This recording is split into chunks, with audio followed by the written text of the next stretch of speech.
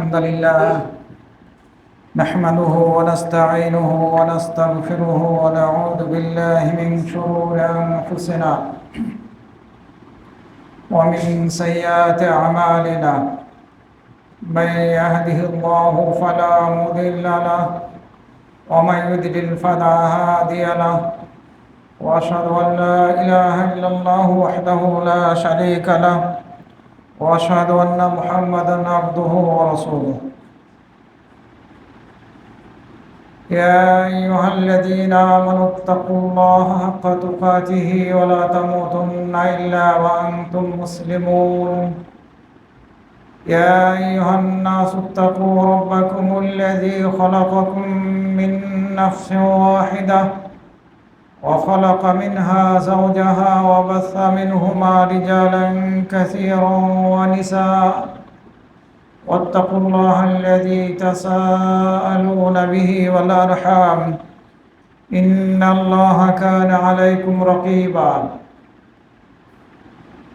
يا أيها الذين آمنوا اتقوا الله وقولوا قولا سديدا يصلح لكم أعمالكم ويغفر لكم ذنوبكم ومن يطع الله ورسوله فقد فاز فوزا عظيما أما بعد فإن خير الحديث كتاب الله وخير الهدي هدي محمد صلى الله عليه وسلم وشر الأمور محدثاتها وكل محدثة بدعة وكل بدعة ضلالة وكل ضلالة في النار فأعوذ بالله من الشيطان الرجيم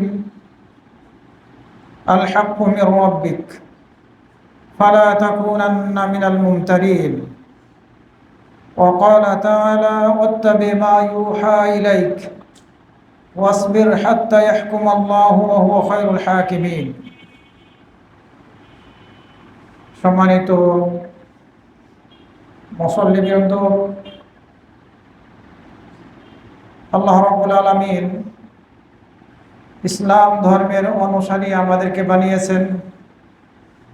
ইসলাম ধর্মের অনুসারী হতে পেরে আমরা সৌভাগ্যবান হতে পেরেছি, দুর্ভাগ্যবান হয় নাই।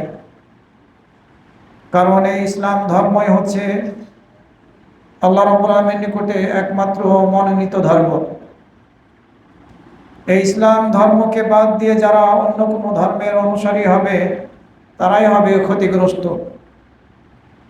এই ইসলাম ধর্মের যাবতীয় বিধিবিধান আল্লাহ রাব্বুল আলামিন কর্তৃক রচিত। তিনি যাবতীয় সব কিছু আমাদের জন্য বিধিবদ্ধ করেছেন। তিনি সব কিছু আমাদের জন্য বিধিবদ্ধ করেছেন। তিনি শরীয়ত রচনা করেছেন।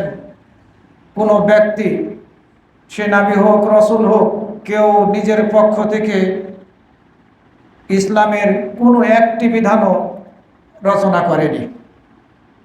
আল্লাহ রাব্বুল আলামিন সূরা সূরার 13 নম্বর আয়াতের মধ্যে বলছেন শারআ লাকুম মিনাদ-দীন মা ওয়াসা বিহি নূহা। তিনি তোমাদের জন্য বিধিবদ্ধ করেছেন দ্বীনকে, যার দ্বারা তিনি নির্দেশ দিয়েছিলেন নূহ আলাইহিস সালামকে। যে দিন নূহ আলাইহিস সালামের জন্য ছিল ওই একই দিন আমাদের মাঝেও রয়েছে, আর সেটি হচ্ছে লা ইলাহা ইল্লাল্লাহর দাওয়াত। আল্লাহ ছাড়া কোনো সত্য মাবুদ নেই। আর এই কথার মাঝেই নিহত রয়েছে যে আল্লাহ রাব্বুল আলামিন যাবতীয় সব কিছুর রচনাকারী। ইসলামী বিধিবিধান যত যা কিছু আছে সব কিছুই আল্লাহ রাব্বুল আলামিনের পক্ষ থেকে আমরা প্রাপ্ত হয়েছি। আল্লাহ রাব্বুল আলামিন সূরা ইউনূসের মধ্যে তার নবীকে নির্দেশ দিলেন কুল ইয়া আইয়ুহান নাস, তুমি বলো হে মানুষ, কদ জাআকুমুল হাক্কু মির রাব্বিকুম, কদ জাআকুমুল হাক্কু মির রাব্বিকুম, হক এসেছে, সত্য এসেছে তোমাদের নিকটে তোমাদের রবের পক্ষ থেকে। কাজে যে সৎ পথ অবলম্বন করবে সে নিজেই তার নিজের জন্যে মঙ্গল ডেকে আনবে। ফামান হিতাদা ফাইন্নামা ইয়াহতাদি লিনাফসি ওয়া মান দাল্লা ফাইন্নামা ইয়াদিল্লু আলাইহা ওয়া মা আনা আলাইকুম বিওয়াকিল। আর যে পথভ্রষ্ট হবে সে নিজের জন্যে নিজের উপরে অমঙ্গল ডেকে নিয়ে আসবে, অমঙ্গলের পথ বেছে নেবে, অমঙ্গলের পথের দিকে সে নিজেকে ধাবিত করবে। সুতরাং আমরা যে হক সত্য প্রাপ্ত হয়েছি আল্লাহ রাব্বুল আলামিনের পক্ষ থেকে তার নবীর মাধ্যমে, সেই হকের উপরে আমাদেরকে অবিচল থাকতে হবে, অটুট থাকতে হবে। আমরা আল্লাহর বিধিবিধানকে, আল্লাহর দেওয়া বিধিবিধানকে, নিয়ম কানুনকে উপেক্ষা করে কোনো ব্যক্তির পূজা করতে পারি না, ব্যক্তির বানানো রীতিনীতির অনুসরণ আমরা করতে পারি না। আল্লাহ রাব্বুল আলামিন সূরা হুদের 17 নম্বর আয়াতের মধ্যে আরো বলছেন, আল হাক্কু মির রাব্বিক। রাসূল সাল্লাল্লাহু আলাইহি ওয়াসাল্লামকে উদ্দেশ্য করে বলা হচ্ছে, হক হচ্ছে তোমার রবের পক্ষ থেকে। ওয়ালাকিন্না আকসারান নাসি লা ইউমিনুন, কিন্তু বেশিরভাগ লোকেরাই এর প্রতি ঈমান আনে না, বিশ্বাস স্থাপন করেনি। সূরা বাকারার 147 নম্বর আয়াতের মধ্যে আল্লাহ রাব্বুল আলামিন বলছেন, আল হাক্কু মির রাব্বিক, সত্য তোমার রবের পক্ষ থেকে, হক তোমার রবের পক্ষ থেকে। ফালা তাকুনান্না মিনাল মুমতারিন, সুতরাং তুমি সন্দেহ পোষণকারীদের অন্তর্ভুক্ত হয়েও না। তার নবীকে এই নির্দেশ দেওয়া হচ্ছে। আবার আল্লাহ রাব্বুল আলামিন তার নবীকে নির্দেশ দিচ্ছেন, ওয়াত্তাবি' মা ইউহা ইলাইক, আর তুমি ইত্তেবা করো তোমার নিকটে যা কিছু ওহী করা হয় সেসব কিছু। ওয়াসবির, এবং ধৈর্য ধারণ করো। নবী মুহাম্মদ সাল্লাল্লাহু আলাইহি ওয়াসাল্লামের প্রতি যা কিছু ওহী করেছেন আল্লাহ রাব্বুল আলামিন, তাকে সেই সব কিছুর ইত্তেবা করার নির্দেশ দিলেন। আর নবী সাল্লাল্লাহু আলাইহি ওয়াসাল্লাম যে তার পক্ষ থেকে কিছু বানিয়ে বলেননি, সেটি খুব স্পষ্টভাবে সূরা আন-নাজমের মধ্যে বলা হয়েছে। আল্লাহ রাব্বুল আলামিন বলছেন, ওমা ইয়ানতিকু আনিল হাওয়া ইন হুয়া ইল্লা ওয়াহয়ুন ইউহা, তিনি তার কুপ্রবৃত্তি থেকে, নিজের পক্ষ থেকে কোনো কথা বলেন না, যা কিছু বলেন সব কিছুই তিনি ওহী দ্বারা প্রাপ্ত। সেটি কোরআন হোক অথবা হাদিস হোক। এই হাদিসগুলো ওহী গায়র মাতলু, অপঠিত ওহী। এই ওহীগুলো, এই হাদিসগুলো যেটি সহিহ হিসাবে প্রমাণিত হয়েছে, এসবগুলো আল্লাহ রাব্বুল আলামিনের পক্ষ থেকে। সুতরাং আমাদেরকে এই হকের, এই সত্যের অনুসরণ করতে হবে। আল্লাহ রাব্বুল আলামিন সূরা আল আরাফের 3 নম্বর আয়াতের মধ্যে নির্দেশ দিচ্ছেন আমাদেরকে উদ্দেশ্য করে, ইত্তাবিউ মা উনজিলা ইলাইকুম মির রাব্বিকুম, তোমরা ইত্তেবা করো সেই সব কিছুর তোমাদের নিকট তোমাদের রবের পক্ষ থেকে যা কিছু নাজিল করা হয়েছে। ইত্তাবিউ মা উনজিলা ইলাইকুম মির রাব্বিকুম, তোমাদের রবের পক্ষ থেকে তোমাদের নিকট যা কিছু নাজিল করা হয়েছে সেসব কিছুর ইত্তেবা করো। ওয়ালা তাত্তাবিউ মিন দুনিহি আউলিয়া, আর তোমরা তাকে বাদ দিয়ে, তাকে ছেড়ে দিয়ে কথিত ওয়ালি আউলিয়াদের অনুসরণ ইত্তেবা করো না। কালিলাম মা তাযাক্কারুন, কিন্তু কম সংখ্যক লোকই এই উপদেশ গ্রহণ করে।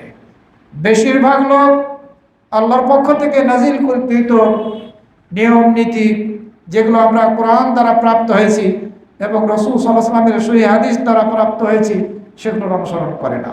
বাস্তবতা হচ্ছে এটি। কিন্তু আল্লাহর নির্দেশ এটাই ছিল যে তোমাদের নিকটে তোমাদের রবের পক্ষ থেকে যা কিছু নাজিল করা হয়েছে শুধুমাত্র তোমরা সেগুলিরই ইত্তেবা করো, অনুসরণ করো। সম্মানিত মুসল্লিবৃন্দ, নবী মুহাম্মদ সাল্লাল্লাহু আলাইহি সাল্লামের সাহাবীগণ সর্বশ্রেষ্ঠ মুমিন ছিলেন। তারা নবী সাল্লাল্লাহু আলাইহি সাল্লামের সুন্নাতের সাথে নিজেদেরকে দৃঢ়ভাবে সম্পৃক্ত রাখার কারণে, নিজেদেরকে সুন্নাতের সাথে যুক্ত রাখার কারণে আল্লাহ রাব্বুল আলামিনের রেজামন্দি, সন্তুষ্টি লাভ করতে তারা সক্ষম হয়েছিলেন। আমরাও যদি সত্যিকার অর্থে আল্লাহর পক্ষ থেকে প্রাপ্ত হক ওয়াহি, যেটি কোরআন এবং হাদিস, এই হাদিসদের দ্বারা প্রমাণিত সুন্নাতকে সাহাবীদের মতো আঁকড়ে ধরতে সক্ষম হই, তাহলে আল্লাহ রাব্বুল আলামিন আমাদের উপরেও সন্তুষ্ট থাকবেন, তিনি আমাদেরকে ভালোবাসবেন। সূরা তওবার 100 নম্বর আয়াতের মধ্যে আল্লাহ রাব্বুল আলামিন বলছেন, ওয়াসাবিকুনাল আউয়ালুনা মিনাল মুহাজিরিন ওয়াল আনসার, মুহাজির এবং আনসারদের মধ্য থেকে যারা প্রথম অগ্রগামী, যারা প্রথম দিকের প্রথম অগ্রগামী দল যারা, এবং যারাই তাদের সুন্দরভাবে আনুগত্য করবে, মুহাজির এবং আনসারদের মধ্য থেকে যারা প্রথম অগ্রগামী এবং পরবর্তী সময়ের যারাই তাদের সুন্দরভাবে অনুসরণ করবে, ইত্তেবা করবে, তাদের প্রতি আল্লাহ রাব্বুল আলামিন সন্তুষ্ট। ওয়ারাদু আনহু, এবং তারাও আল্লাহর প্রতি সন্তুষ্ট। আল্লাহ রাব্বুল আলামিন তাদের জন্য জান্নাত প্রস্তুত করে রেখেছেন, যে জান্নাতগুলোর নিচ দিয়ে নহর প্রবাহিত হচ্ছে। খালিদিনা ফিহা আবাদা, সেখানে তারা স্থায়ীভাবে বসবাস করবে। যালিকাল ফাউজুল আযীম, আর সেটি হচ্ছে মহা সফলতা। আমরা যদি সত্যিকার অর্থে রাসূল সাল্লাল্লাহু আলাইহি ওয়াসাল্লামের সাহাবীদের তরিকার অনুসারী হতে পারি, তাদের পথের পথিক হতে পারি, তাহলে আল্লাহ রাব্বুল আলামিন আমাদের প্রতি সন্তুষ্ট হবেন। আর যদি আমরা এর ব্যতিক্রম কিছু করি, তাহলে কোনো অবস্থায় আল্লাহ আমাদের প্রতি সন্তুষ্ট হবেন না, আমাদেরকে ভালোবাসবেন না। আল্লাহর ভালোবাসা পাওয়ার জন্য এবং আল্লাহর নিকট থেকে আমাদের গুনাহগুলোকে ক্ষমা করে নেওয়ার জন্য পূর্ব শর্ত হচ্ছে নবী মুহাম্মদ সাল্লাল্লাহু আলাইহি ওয়াসাল্লামের ইত্তেবা করতে হবে। আপনি যদি আল্লাহর ভালোবাসা পেতে চান, আল্লাহর পক্ষ থেকে আপনার গুনাহগুলো ক্ষমা করে নিতে চান, তাহলে অবশ্যই নবী সাল্লাল্লাহু আলাইহি ওয়াসাল্লামের ইত্তেবা করতে হবে। যদি আমরা নবী সাল্লাল্লাহু আলাইহি ওয়াসাল্লামের ইত্তেবা না করি, তাহলে আল্লাহ রাব্বুল আলামিন আমাদেরকে ভালোবাসবেন না। যখনই আমরা আল্লাহর নবীর ইত্তেবা করব, অনুসরণ করব, তখন আল্লাহ আমাদেরকে ভালোবাসবেন। এর ব্যতিক্রম বিপরীত হলে আল্লাহ রাব্বুল আলামিন আমাদেরকে ভালোবাসবেন না, আমাদের প্রতি সন্তুষ্ট হবেন না, আমাদের গুনাহগুলোও ক্ষমা করবেন না, যেটি খুব স্পষ্টভাবে সূরা আলে ইমরানের 31 নম্বর আয়াতের মধ্যে বলা হয়েছে। নবী সাল্লাল্লাহু আলাইহি ওয়াসাল্লামকে আল্লাহ রাব্বুল আলামিন নির্দেশ দিলেন বলে দেওয়ার, তুমি বলো, ইন কুনতুম তুহিব্বুনাল্লাহা ফাত্তাবিউনি ইউহিব্বুকুমুল্লাহু ওয়া ইয়াগফির লাকুম যুনুবাকুম। তোমরা যদি আল্লাহকে ভালোবাসো, তাহলে তোমরা আমার ইত্তেবা করো। আল্লাহকে ভালো যদি তোমরা বাসো, তাহলে আমার ইত্তেবা করো। আর আমার ইত্তেবা করলেই ইউহিব্বুকুমুল্লাহ, তিনি তোমাদেরকে, আল্লাহ তোমাদেরকে ভালোবাসবেন, ওয়া ইয়াগফির লাকুম যুনুবাকুম, এবং তোমাদের গুনাহগুলোকে ক্ষমা করে দিবেন। সুতরাং আল্লাহর ভালোবাসা পেতে চাইলে অবশ্যই আমাদেরকে নবী সাল্লাল্লাহু আলাইহি ওয়াসাল্লামের ইত্তেবা করতে হবে, যেটি খুবই স্পষ্টভাবে এই আয়াতের মধ্যে বলা হয়েছে। এই রবিউল আউয়াল মাস, আজকে আমাদের বাংলাদেশে 2 তারিখ। এই রবিউল আউয়াল মাসের সাথে বড় একটি বিদআতের সম্পৃক্ততা আছে, যেটি ব্যাপকভাবে উদযাপন করা হয়ে থাকে। আর সেটি হচ্ছে নবী সাল্লাল্লাহু আলাইহি ওয়াসাল্লামের জন্মদিনকে কেন্দ্র করে। যদিও নবী সাল্লাল্লাহু আলাইহি ওয়াসাল্লামের এই জন্মদিনের ব্যাপারে ব্যাপক মতবিরোধ রয়েছে, কোন দিনটি নবী সাল্লাল্লাহু আলাইহি ওয়াসাল্লামের জন্মদিন ছিল। এ ব্যাপারে সকলে একমত যে নবী সাল্লাল্লাহু আলাইহি ওয়াসাল্লামের জন্মদিন ছিল সোমবার, কিন্তু তারিখটা কত ছিল, এই তারিখ নিয়ে মতবিরোধ করা হয়েছে।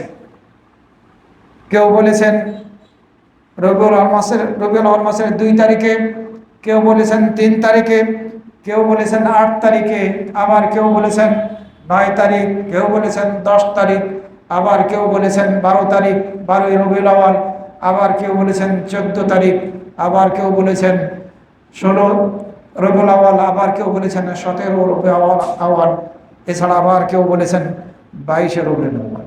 কত মতবিরোধ রয়েছে, কোনো লাভ নেই।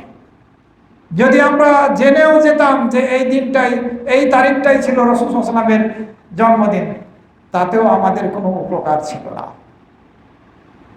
কিন্তু রাসূল সাল্লাল্লাহু আলাইহি ওয়াসাল্লামের এই জন্মদিনকে কেন্দ্র করে যেহেতু একটি বড় ধরনের বিদআত সমাজের মধ্যে চালু আছে, আর এই কারণে এই কথাগুলো আমাদেরকে এই খুতবার মধ্যে আলোচনা করতে হচ্ছে। যারা বিশেষজ্ঞ আলেম ওলামা, তাদের গবেষণায় প্রমাণিত হয়েছে যে এই রাসূল সাল্লাল্লাহু আলাইহি ওয়াসাল্লামের জন্মদিনটা আসলে 12 রবিউল আউয়াল ছিল না, বরং 9 রবিউল আউয়াল ছিল। কারণ 571 খ্রিস্টাব্দের 22 এপ্রিল রাসূল সাল্লাল্লাহু আলাইহি ওয়াসাল্লামের জন্ম হয়েছিল। আর এই 22 এপ্রিলের সাথে মিলাতে গিয়ে যেটি প্রমাণিত হচ্ছে যে 12 রবিউল আউয়ালের সাথে কোনোভাবেই এই 22 এপ্রিলের সোমবারের দিন মিলে না, বরং সেটি ছিল 9 রবিউল আউয়াল। 9 রবিউল আউয়ালের সাথে এই 22 এপ্রিলের মিল পাওয়া যায় সোমবার হিসেবে। যেমনটি মিশরের বিখ্যাত জ্যোতির্বিজ্ঞানী আল্লামা মাহমুদ বাশা, মানসুর আল ফাউজি, আল্লামা সফিউর রহমান মুবারকপুরী, আমাদের ভারতবর্ষের বিখ্যাত আলেম, ওনারা সহ আরও অনেকের গবেষণায় প্রমাণ করেছেন তারা যে রাসূল সাল্লাল্লাহু আলাইহি ওয়াসাল্লামের জন্মদিনটা আসলে, জন্মের তারিখটা আসলে ছিল 9 রবিউল আউয়াল, যেটি 22 এপ্রিলের সোমবারের দিনের সাথে মিলে যায়। কারণ সোমবারের সাথে মিলাতে গেলে এই 9 রবিউল আউয়াল হয় অপরিহার্য। আবার কেউ কেউ বলেছেন যে না, এটি 8 রবিউল আউয়াল ছিল, যেমনটি শাইখ আলবানী রহমতুল্লাহ আলাইহি বলেছেন যে রাসূল সাল্লাল্লাহু আলাইহি ওয়াসাল্লামের জন্মের তারিখটা ছিল 8 রবিউল আউয়াল। কারণ কি? কারণ হচ্ছে ইমাম মালিক রহমতুল্লাহ আলাইহি সহ অন্যান্য সিরাত রচনাকারীগণ লিখেছেন, মোহাম্মদ বিন জুবাইর ইবনে মুতঈম একজন তাবেঈ, উনি বলেছেন যে রাসূল সাল্লাল্লাহু আলাইহি ওয়াসাল্লামের জন্মের তারিখটা ছিল 8 রবিউল আউয়াল। সহিহ সূত্রে প্রমাণিত হয়েছে। আর এই কারণে শাইখ আলবানী রহমতুল্লাহ আলাইহি এই মতটিকে প্রাধান্য দিয়েছেন। যেহেতু তিনি একজন তাবেঈ, সুতরাং তার মতটাই অগ্রাধিকার প্রাপ্ত। এটি শাইখ আলবানী রহমতুল্লাহ আলাইহির মতামত। 100% কনফার্ম করে বলা খুব কঠিন যে আসলে রাসূল সাল্লাল্লাহু আলাইহি ওয়াসাল্লামের জন্মের তারিখটা 9 ছিল নাকি 8 ছিল, 9 রবিউল আউয়াল ছিল নাকি 8 রবিউল আউয়াল ছিল। তবে এই দুটির যে কোনো একটি হতে পারে। সম্মানিত মুসল্লিবৃন্দ, রাসূল সাল্লাল্লাহু আলাইহি ওয়াসাল্লামের মৃত্যু তারিখ নিয়েও মতবিরোধ লক্ষ্য করা যাচ্ছে।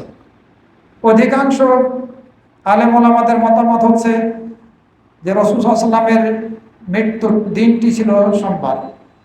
অধিকাংশদের মতামত বিপরীত মত আছে। তবে তারিখটি কোন তারিখ ছিল এটি নিয়ে মতবিরোধ করা হয়েছে। কেউ বলেছেন রবিউল আউয়াল মাসের 1ম তারিখ, কেউ বলেছেন রবিউল আউয়াল মাসের 2 তারিখে, কেউ আবার বলেছেন 12 রবিউল আউয়াল, আবার কেউ বলেছেন 13 রবিউল আউয়াল, আবার কেউ বলেছেন 14, আবার কেউ বলেছেন 15 রবিউল আউয়াল। এ ধরনের মতামত দেওয়া হয়েছে। আবার কোনো কোনো সিরাত রচনাকারী ঐতিহাসিকগণ বলেছেন যে 2, 13, 14, 15 এই তারিখগুলোর কোনোটি রাসূল সাল্লাল্লাহু আলাইহি ওয়াসাল্লামের জন্ম তারিখ ছিল না, মৃত্যু তারিখ ছিল না। সম্মানিত মুসল্লিবৃন্দ, রাসূল সাল্লাল্লাহু আলাইহি ওয়াসাল্লাম যে তারিখে মারা গিয়ে যাক না কেন, যে গিয়ে তারিখেই তিনি মৃত্যুবরণ করে থাকুক না কেন, এটি জানার মাঝেও আমাদের কোনো উপকারিতা নেই।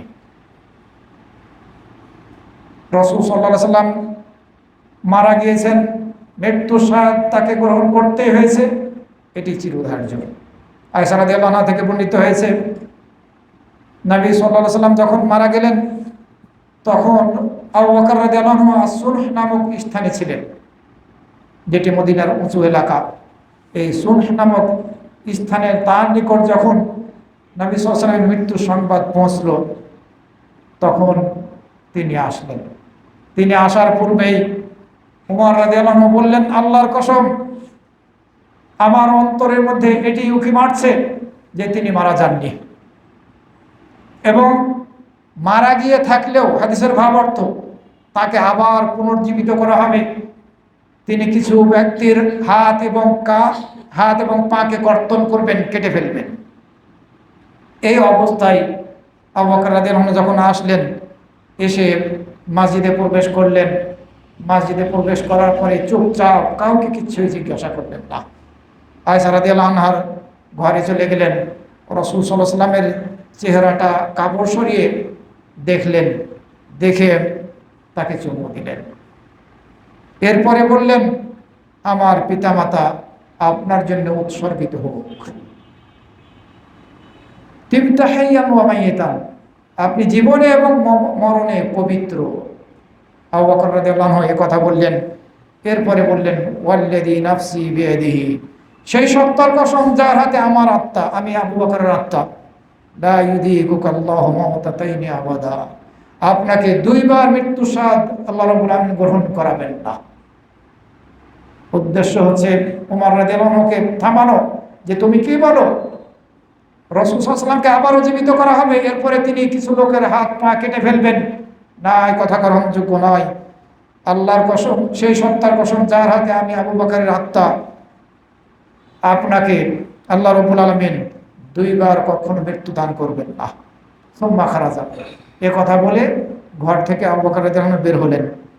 তারপরে উমর রাদিয়াল্লাহু আনহুকে উদ্দেশ্য করে বললেন, আইয়ুহাল হালিফু আলা রিসলিক, হে শপথকারী, কসম করে যে কথা বলেছিলে রাসূল সাল্লাল্লাহু আলাইহি ওয়াসাল্লামের মৃত্যু হয়নি, মারা গিয়ে থাকলেও আবারও তাকে পুনর্জীবিত করা হবে, হে শপথকারী, তুমি ধৈর্য ধারণ করো। আবু বকর রাদিয়াল্লাহু আনহু যখন কথা বলা শুরু করলেন, তখন উমর রাদিয়াল্লাহু আনহু বসে পড়লেন। বুখারী শরীফের 3667 নম্বর হাদিস। আবু বকর রাদিয়াল্লাহু আনহু আল্লাহর প্রশংসা করলেন। এরপরে বললেন, আলা, শুনে রাখো, যে ব্যক্তি মুহাম্মদ সাল্লাল্লাহু আলাইহি সাল্লামের ইবাদত করত, সে যেন জেনে রাখে মুহাম্মদ সাল্লাল্লাহু আলাইহি সাল্লাম কাদ মাত, তিনি মারা গিয়েছেন। মান কানা ইয়াবুদু মুহাম্মাদান সাল্লাল্লাহু আলাইহি সাল্লাম ফাইন্না মুহাম্মাদান কাদ মাত, ঐতিহাসিক কথা। ওয়া মান কানা ইয়াবুদুল্লাহ ফাইন্নাল্লাহা হাইয়ুন লা ইয়ামুত, আর যে আল্লাহর ইবাদতকারী, সে জানে জেনে রাখে যে আল্লাহ চিরঞ্জীব, তার মৃত্যু নেই। এরপরে আবু বকর রাদিয়াল্লাহু আনহু বললেন, ইন্নাকা মাইয়িতুন ওয়া ইন্নাহুম মাইয়িতুন, এই আয়াত পাঠ করলেন। অবশ্যই আপনি মৃত্যু বরণকারী, মৃত্যুশীল, মারা যাবেন, আর তারাও মারা যাবে। এরপরে আবু বকর রাদিয়াল্লাহু আনহু আরো আয়াত পাঠ করলেন, ওয়া মা মুহাম্মাদুন ইল্লা রাসূল কদ খালাত মিন ক্বাবলিহি রুসুল আফা ইন মাতা ওয়া কুতিলা ইনকালাবতুম আলা আকাবিকুম ওয়া মান ইয়ানকালিব আলা আকিবাইহি ফালান ইয়াদুরুল্লাহা শাইআ। মুহাম্মদ সাল্লাল্লাহু আলাইহি সাল্লাম আল্লাহর রাসূল ছাড়া আর কোনো কিছুই নন। কদ খালাত মিন ক্বাবলিহি রুসুল, তার পূর্বে অনেক রাসূল অতীত হয়ে গিয়েছেন। তিনি যদি মারা যান অথবা তাকে যদি হত্যা করা হয়, তাহলে কি তোমরা তোমাদের পিছনের দিকে ফিরে যাবে, অর্থাৎ তোমরা আবারও পথভ্রষ্টতার পথ বেছে নিবে? ওয়া মান ইয়ানকালিব আলা আকিবাইহি, যে ব্যক্তি তার পিছনের দিকে ফিরে যাবে, সে ব্যক্তি আল্লাহর সামান্যতম কোনো ক্ষতি করতে পারবে না। ওয়া সায়াজিল্লাহু শাকিরিন, আর শীঘ্রই আল্লাহ রাব্বুল আলামিন কৃতজ্ঞতা প্রকাশকারীদেরকে প্রতিদান দান করবেন। এই হাদিস বুখারী শরীফের 3668 নম্বরে বর্ণিত হয়েছে। কিন্তু এক শ্রেণীর লোক আছে যারা বলে রাসূল সাল্লাল্লাহু আলাইহি ওয়াসাল্লাম তার কবরের মধ্যে জীবিত দুনিয়ার মতোই। এটি বাড়াবাড়ি পর্যায়ের এবং কোরআন বিরোধী কথা। ঈমান থাকবে না, এই আকীদা যদি কেউ পোষণ করে, তাহলে সে মুসলিম থাকতে পারবে না। কারণ আল্লাহ রাব্বুল আলামিন খুব স্পষ্টভাবে বলেছেন, ইন্নাকা মাইয়িতুন ওয়া ইন্নাহুম মাইয়িতুন, তার নবীকে উদ্দেশ্য করে। সম্মানিত মুসল্লিবৃন্দ, নবী সাল্লাল্লাহু আলাইহি সাল্লামের জন্মদিনকে কেন্দ্র করে বিভিন্নভাবে বিভিন্ন শ্রেণীর লোকেরা বিভিন্ন ধরনের অনুষ্ঠান করে থাকে। এক এক শ্রেণীর লোক এক একভাবে এই দিনটিকে উদযাপন করে থাকে। কেউ হয়তোবা এই দিনে 12 রবিউল আউয়ালকে রাসূল সাল্লাল্লাহু আলাইহি ওয়াসাল্লামের জন্মদিন ধরে নিয়ে রাসূল সাল্লাল্লাহু আলাইহি ওয়াসাল্লামের জন্মের কিস্সা কাহিনীগুলো বর্ণনা করে, অথবা আলোচনা করে, অথবা শিরকি কবিতা পাঠ করে। আবার কেউ আছে যে খানাপিনা পাক করে। এই খানাপিনা পাক করে যারা এ ধরনের অনুষ্ঠানে উপস্থিত হয় তাদের মাঝে বিলি করে। আবার কেউ আছে মসজিদের মধ্যে 12 রবিউল আউয়াল উদযাপন করে, কেউ আছে বাড়ির মধ্যে উদযাপন করে, আবার এক শ্রেণীর লোক আছে হারাম হালালের কোনো তাওয়াক্কা না করে নারী পুরুষ মিশ্রিত হয়ে গান বাজনার আয়োজন করে এই দিনটিকে উদযাপন করে থাকে এবং শিরকি কর্মকাণ্ডের সাথে জড়িত হয়, রাসূল সাল্লাল্লাহু আলাইহি ওয়াসাল্লামের কাছে সাহায্য প্রার্থনা করে। এভাবে তারা এই দিনটিকে উদযাপন করে থাকে। সম্মানিত মুসল্লিবৃন্দ, রাসূল সাল্লাল্লাহু আলাইহি ওয়াসাল্লামের জন্মদিনকে কেন্দ্র করে যেভাবেই যে রূপেই এই দিনটিকে উদযাপন করা হোক না কেন, এগুলো কোনোভাবেই গ্রহণযোগ্য না, ইসলামে সম্পূর্ণভাবে নিষিদ্ধ, হারাম, বেদাতি কর্মকাণ্ড, যেগুলো রাসূল সাল্লাল্লাহু আলাইহি ওয়াসাল্লামের যুগে ছিল না, সাহাবীদের যুগে ছিল না, তাবেঈনদের যুগে ছিল না, তাবেঈনদের যুগে ছিল না, প্রসিদ্ধ 6টি হাদিস গ্রন্থের যারা মুহাদ্দিস ইনাদের যুগে ছিল না, 4 ইমামের যুগে ছিল না। আপনারা ইতিহাস জানলে খুব সহজেই বুঝতে পারবেন তাহলে কখন চালু হলো। সম্মানিত মুসল্লিবৃন্দ, এই নবী সাল্লাল্লাহু আলাইহি ওয়াসাল্লামের জন্মদিনকে উদযাপন করার বিষয়টি সর্বপ্রথম চালু করেছিল শিয়ারা। ওবায়দিয়া বংশের শিয়া ফাতেমি দাবিকারী এরা সর্বপ্রথম মিশরের কায়রোতে নবী সাল্লাল্লাহু আলাইহি ওয়াসাল্লামের জন্মদিনকে উপলক্ষ করে অনুষ্ঠানের আয়োজন করেছিল 362 হিজরিতে, নবী সাল্লাল্লাহু আলাইহি ওয়াসাল্লামের মৃত্যুর 351-52 বছর পরে। এর আগে নবী সাল্লাল্লাহু আলাইহি ওয়াসাল্লামের জন্মদিন পালন করা হয়নি। চালু করেছিল এই ওবায়দি বংশের একজন শাসক আল মুইজ লিদিনিল্লাহ আল ফাতিমি আল ওবায়দি আল বাতিনি, আল মুইজ লিদিনিল্লাহ আল ফাতিমি আল ওবায়দি আল বাতিনি। এই ব্যক্তি সর্বপ্রথম রাসূল সাল্লাল্লাহু আলাইহি ওয়াসাল্লামের জন্মদিনের এই অনুষ্ঠান চালু করেছিল। এই ওবায়দি বংশ এরা মিশর শাসন করেছিল বা আফ্রিকার বিভিন্ন দেশ শাসন করা শুরু করেছিল 322 হিজরিতে, আর 362 হিজরিতে গিয়ে রাসূল সাল্লাল্লাহু আলাইহি ওয়াসাল্লামের জন্মদিন উদযাপন করা শুরু করেছিল। আপনি যদি ইতিহাস খুঁজতে যান তাহলে কোনো একজন ঐতিহাসিক একথা তার গ্রন্থের মধ্যে উল্লেখ করেননি যে 362 হিজরির পূর্বে রাসূল সাল্লাল্লাহু আলাইহি ওয়াসাল্লামের জন্মদিন পালন করা হয়েছে। এটি প্রমাণ করছে যে এর আগে রাসূল সাল্লাল্লাহু আলাইহি ওয়াসাল্লামের জন্মদিন পালন করা হয়নি। যখনই শুরু হয়েছে তখনই তারা তাদের গ্রন্থের মধ্যে এই জন্মদিনের অনুষ্ঠান কখন শুরু করা হলো এটিকে লিপিবদ্ধ করেছে। এর আগে কোনো বইয়ের মধ্যে, কোনো ঐতিহাসিক গ্রন্থের মধ্যে রাসূল সাল্লাল্লাহু আলাইহি ওয়াসাল্লামের জন্মদিন পালন করার বিষয়টি পাওয়া যায় না। ইবনে কাসির রহমতুল্লাহ আলাইহি আল বিদায়া ওয়ান নিহায়া গ্রন্থের মধ্যে বলছেন তাদের কি উদ্দেশ্য ছিল রাসূল সাল্লাল্লাহু আলাইহি ওয়াসাল্লামের জন্মদিন পালন করার দ্বারা।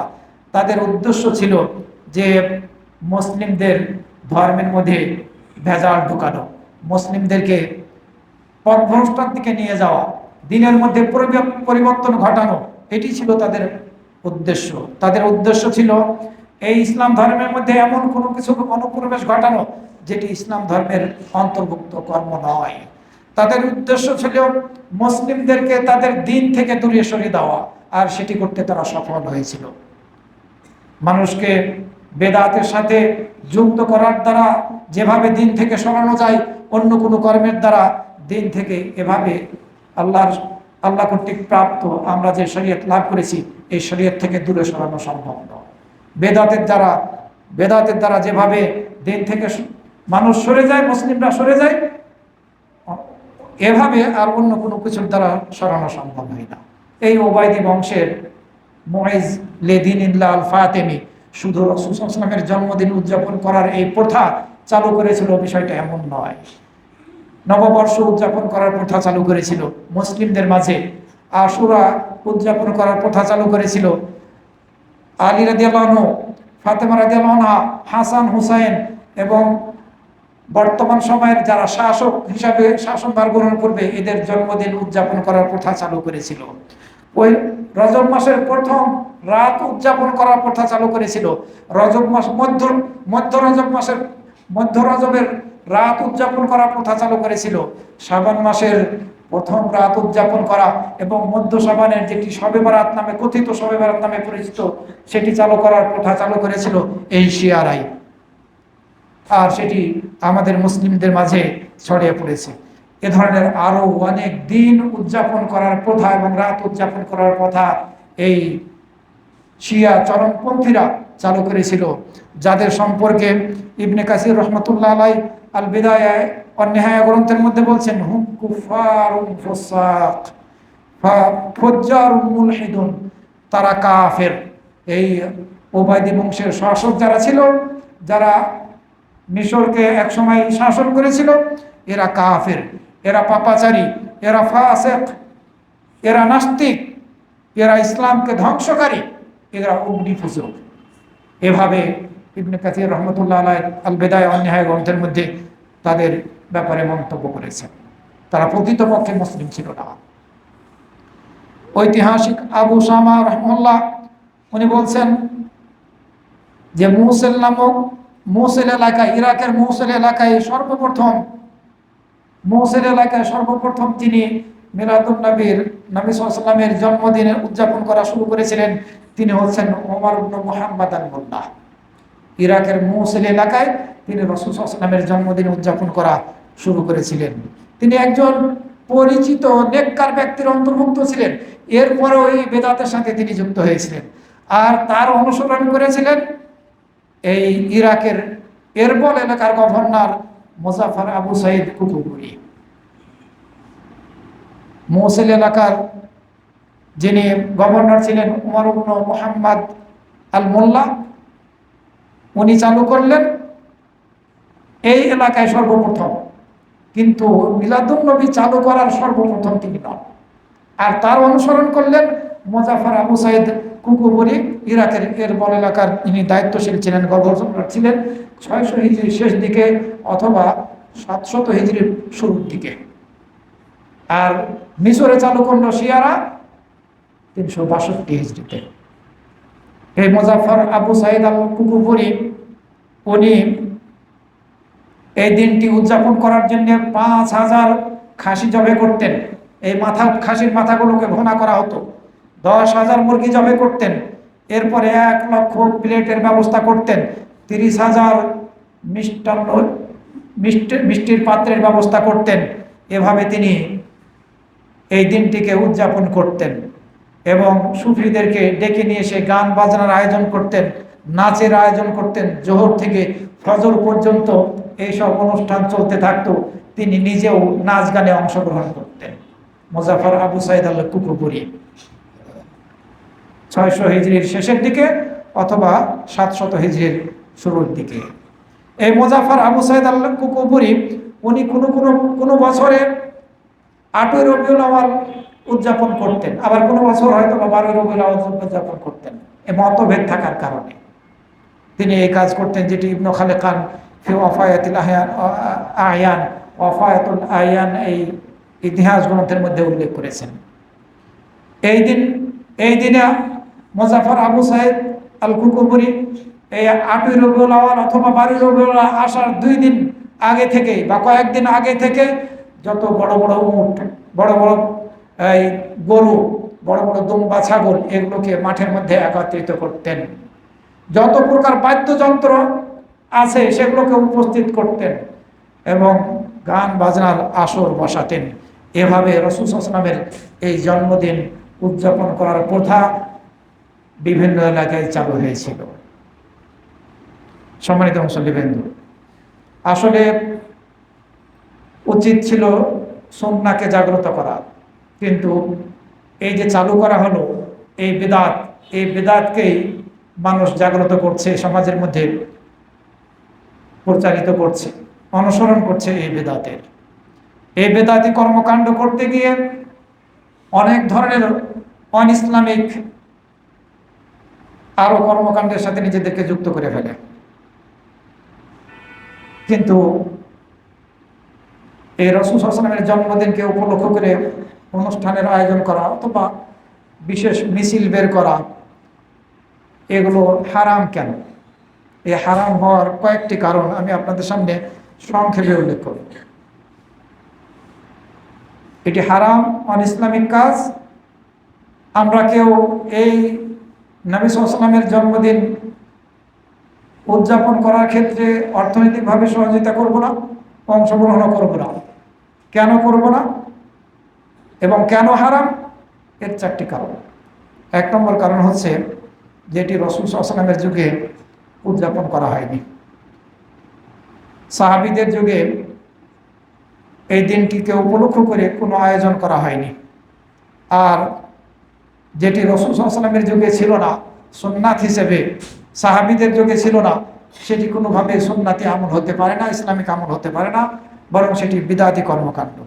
আর রাসূল সাল্লাল্লাহু আলাইহি ওয়াসাল্লাম বলেছেন, আলাইকুম বিসুন্নতি ওয়া সুন্নাতিল খুলাফায়ে রাশিদিন আল মাহদিয়িন, তোমরা আমার সুন্নাতকে এবং খুলাফায়ে রাশিদিনের সুন্নাতকে আঁকড়ে ধরো। দাঁত দিয়ে শক্তভাবে আঁকড়ে ধরার কথা নির্দেশ দিয়েছেন রাসূল সাল্লাল্লাহু আলাইহি ওয়াসাল্লাম। আর এর সাথে সাথে আবার বলেছেন, তোমরা সকল প্রকার নতুন আবিষ্কৃত বস্তু থেকে নিজেদেরকে বাঁচিয়ে রাখো, কেননা প্রত্যেকটা নতুন আবিষ্কৃত বস্তু হচ্ছে বিদআত, আর প্রত্যেকটা বিদআতই হচ্ছে ভ্রষ্টতা। সুতরাং আমরা এই দিনকে উপলক্ষ করে যদি কোনো অনুষ্ঠানে অংশগ্রহণ করি, যদি আমরা সাহায্য সহযোগিতা করি, তাহলে আমরা বিদআতকারী হিসেবে গণ্য হব। কারণ যেটি রাসূল আমার যুগে ছিল না, সাহাবীদের যুগে ছিল না, 362 হিজরির আগে ছিল না, সেটি আবার সবচাইতে উত্তম আমল কিভাবে হয়, সবচাইতে বড় ঈদ কিভাবে হয়, নাউযুবিল্লাহি মিন যালিক। তো এটি বিদআত। 2 নম্বর কারণ হচ্ছে, আমরা যদি এই দিনটিকে উদযাপন করি 12 রবিউল আউয়ালকে রাসূল সাল্লাল্লাহু আলাইহি ওয়াসাল্লামের জন্মদিন ধরে নিয়ে, তাহলে খ্রিস্টানদের সাথে, অন্যান্য ধর্মের সাথে সাদৃশ্যতা গড়ে ওঠে। আর অন্য ধর্মের সাথে সাদৃশ্যতা গড়ে তোলাটা এটি হারাম, বড় গুনাহের অন্তর্ভুক্ত, ক্ষেত্রে বিশেষ শিরক এবং কুফরের অন্তর্ভুক্ত। রাসূল সাল্লাল্লাহু আলাইহি ওয়াসাল্লাম হাদিসের মধ্যে বলেছেন, মান তাশাব্বাহা বিকওমিন ফাহুয়া মিনহুম, যে ব্যক্তি কোনো সম্প্রদায়ের সাথে সাদৃশ্যতা গড়ে তুলল, সে তাদেরই অন্তর্ভুক্ত। সুতরাং আমরা যদি রাসূল সাল্লাল্লাহু আলাইহি ওয়াসাল্লামের জন্মদিন পালন করি, তাহলে পরে খ্রিস্টানদের অন্তর্ভুক্ত হয়ে যাব।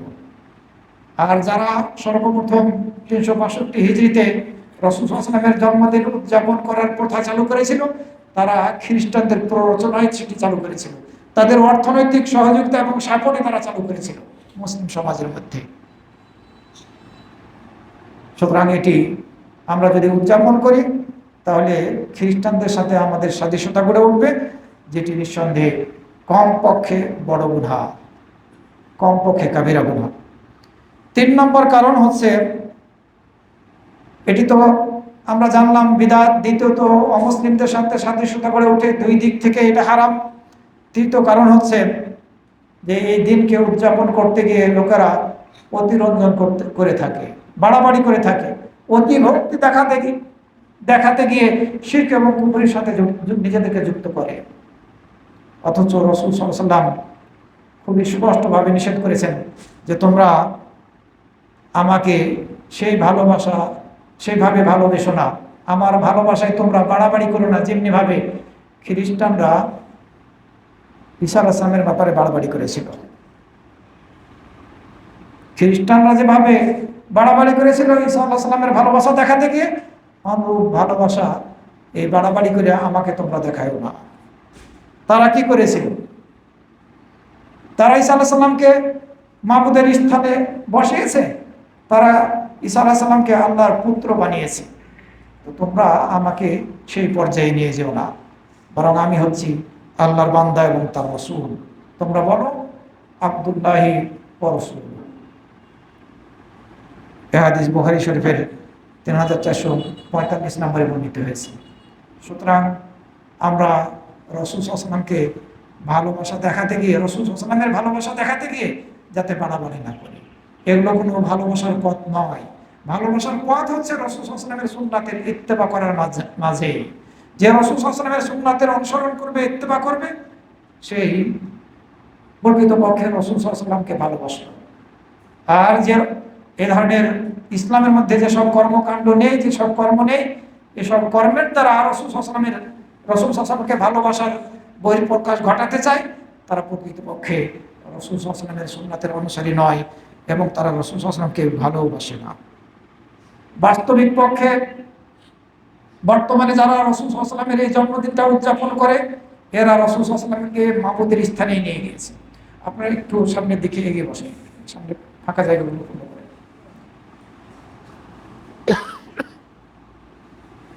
দরজার ওই জায়গাটা একটু খালি করে দেবেন, এগিয়ে বসেন।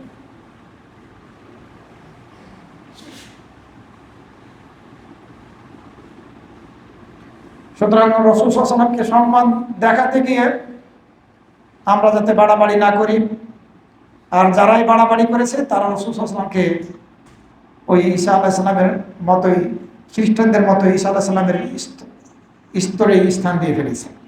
অর্থাৎ রাসূল সাল্লাল্লাহু আলাইহি ওয়াসাল্লামও সাহায্যকারী, তিনি সাহায্য করতে পারেন যেমনিভাবে আল্লাহ সাহায্য করেন। আলিয়ারা সাহায্য করতে পারে যেমনিভাবে আল্লাহ রাব্বুল আলামিন সাহায্য করতে পারে। আর এই শ্রেণীর লোক তারা আল্লাহর কাছেও চায়, আবার রাসূল সাল্লাল্লাহু আলাইহি ওয়াসাল্লামের কাছেও চায়, তারা প্রকৃতপক্ষে মুশরিক। আল্লাহ রাব্বুল আলামিন সূরা নিসার 171 নম্বর আয়াতের মধ্যে বলছেন, ইয়া আহলাল কিতাব, হে কিতাবীরা, লা তাগলু ফি দীনিকুম, তোমরা তোমাদের দিনের ক্ষেত্রে বাড়াবাড়ি করো না। ওয়ালা তাকুলু আলাল্লাহিল হক, আর আল্লাহর ব্যাপারে তোমরা হক ছাড়া কিছুই বলো না। ইন্নামাল মাসীহু ঈসা ইবনে মারইয়াম রাসূলুল্লাহ, মারইয়াম পুত্র ঈসা তিনি হচ্ছেন আল্লাহর রাসূল। তিনি আল্লাহর পুত্র নন, তিনি আল্লাহর রাসূল। সুতরাং আমরা আমাদের নবী মুহাম্মদ সাল্লাল্লাহু আলাইহি ওয়াসাল্লামকে আল্লাহর বান্দা এবং তার রাসূল হিসেবে স্বীকৃতি দিয়ে তার অনুসরণ করব, তাকে মাবুদের স্থানে নিয়ে যাব না, তার কাছে কোনো প্রকার সাহায্য চাব না, আমরা কার কাছে কোনো সহযোগিতা কামনা করব না। যদি করি তাহলে আমরা মুশরিকদের অন্তর্ভুক্ত হয়ে যাব। আব্দুল্লাহ ইবনে আব্বাস রাদিয়াল্লাহু আনহু থেকে বর্ণিত হয়েছে, তিনি বলেন রাসূল সাল্লাল্লাহু আলাইহি ওয়াসাল্লাম বলেছেন, ইয়াকুম ওয়াল গুলুওয়া, তোমরা তোমাদের নিজেদেরকে বাড়াবাড়ি করা থেকে, দিনের মাঝে বাড়াবাড়ি করা থেকে বাঁচিয়ে রাখো। ফাইন্না মাহালাকা মান কানা ক্বাবলাকুম বিল গুলুই ফিদ্দীন, কেননা তোমাদের পূর্বের লোকেরা দিনের ক্ষেত্রে বাড়াবাড়ি করার কারণেই ধ্বংস হয়ে গিয়েছিল। সুতরাং তোমরা দিনের ব্যাপারে বাড়াবাড়ি করো না। আমরা যদি রাসূল সাল্লাল্লাহু আলাইহি ওয়াসাল্লামের এই জন্মদিনকে উপলক্ষ করে বা অন্য কোনো দিনকে উপলক্ষ করে সুন্নাহ বিরোধী কর্মকাণ্ডের দ্বারা বাড়াবাড়ি করি, তাহলে আমরাও ধ্বংস হয়ে যাব। সুতরাং আমাদেরকে সকল প্রকার শিরক এবং বেদাতি কর্মকাণ্ড থেকে বেঁচে থাকতে হবে, কোনোভাবেই যাতে আমরা রাসূল সাল্লাল্লাহু আলাইহি ওয়াসাল্লামের ভালোবাসা দেখাতে গিয়ে অতিরঞ্জন না করে ফেলি। সম্মানিত মুসল্লিবৃন্দ, চতুর্থ নম্বর কারণ হচ্ছে এই মিলাদুন্নবীর এই দিনটা উদযাপন যে করা যাবে না, এর চতুর্থ নম্বর কারণ হচ্ছে এই একটি বিদাত সমাজের মধ্যে চালু করতে গিয়ে বহু বিদাতের প্রচলন ঘটেছে এবং মানুষকে সুন্নাহর বিপরীতে দাঁড় করানো হয়েছে, সুন্নাহ বিরোধী কর্মকাণ্ডে উৎসাহিত করা হয়েছে। বাস্তবতা হচ্ছে এটাই। অর্থের অপচয় করা হয়, সময়ের অপচয় করা হয়, অথচ অর্থের অপচয় করা এটি হারাম। আবার অর্থের অপচয়কারী সে জাহান্নামী, এ কথা বলা হয়েছে। কোটি কোটি ডলার, কোটি কোটি টাকা এই রাসূল সাল্লাল্লাহু আলাইহি ওয়াসাল্লামের জন্মদিনকে উদযাপন করার ক্ষেত্রে ব্যয় করা হয়। যেমনিভাবে খ্রিস্টানরা ঈসা আলাইহিস সালামের জন্মদিন, বড়দিন পালন করতে গিয়ে খরচা করে থাকে, ব্যয় করে থাকে। তাদের সাথে তো সাদৃশ্যতা গড়ে উঠছে, আর তাদের মতো আবার অর্থকরী খরচা করা হচ্ছে, অপব্যয় করা হচ্ছে, সময়ের অপচয় করা হচ্ছে। এভাবেই যারা উদযাপন করছে তারা নিজেরা নিজেদেরকে অপচয়কারীদের মধ্যে এবং সময়ের অপচয়কারীদের মধ্যে গণ্য করছে। এই সব লোকেরা বাস্তবিক পক্ষে বেদাতি কর্মকাণ্ড করার ক্ষেত্রে উৎসাহী, বেদাতকে তারা উজ্জীবিত করার চেষ্টা করছে, আর সুন্নাতের ব্যাপারে তারা অলস, অনুৎসাহী। তারা সুন্নাতকে মেরে ফেলার চেষ্টা করছে। কেউ যদি রাসূল সাল্লাল্লাহু আলাইহি ওয়াসাল্লামের জন্মদিন সত্যিকারের অর্থে পালন করতে চায়, তাহলে তাকে যে কাজটা করতে হবে, প্রত্যেক সোমবারে সিয়াম পালন করতে হবে, সারা বছরের প্রত্যেক সোমবারে সিয়াম পালন করতে হবে। রাসূল সাল্লাল্লাহু আলাইহি ওয়াসাল্লাম তার জন্মের দিন সোমবারে সিয়াম পালন করতে। মুসলিম শরীফের হাদিসের মধ্যে বর্ণিত হয়েছে। সুতরাং আমরা যদি কেউ এই দিনটাকে পালন করতে চাই তাহলে এটা করতে পারে, সর্বোচ্চ এতটুকু বলা যেতে পারে যে রাসূল সিয়াম পালন করেছেন, আমরা সোমবারে সিয়াম পালন করব। যদিও এটি একটি কারণ, সোমবারে সিয়াম পালন করার আরও অনেক কারণ আছে, আরও কয়েকটি কারণ আছে। এই দিন আল্লাহ রাব্বুল আলামিনের নিকটে সাপ্তাহিক হিসেবে আমাদের আমলগুলো উঠিয়ে নিয়ে যাওয়া হয়, শতামলগুলো নিয়ে যাওয়া হয় আল্লাহ রাব্বুল আলামিনের দরবারে এই দিন এবং বৃহস্পতিবারের দিন, এটি একটি কারণ। এই দিন রাসূল সাল্লাল্লাহু আলাইহি ওয়াসাল্লামকে আল্লাহ রাব্বুল আলামিন নবী হিসাবে প্রেরণ করেছিলেন, এটি হাদিসের মধ্যে আছে। সুতরাং আমরা যদি কেউ চাই সুন্নাহর উপরে আমল করতে, বছরের প্রত্যেক সপ্তাহের প্রত্যেক সোমবারে আমাদেরকে সিয়াম পালন করতে হবে।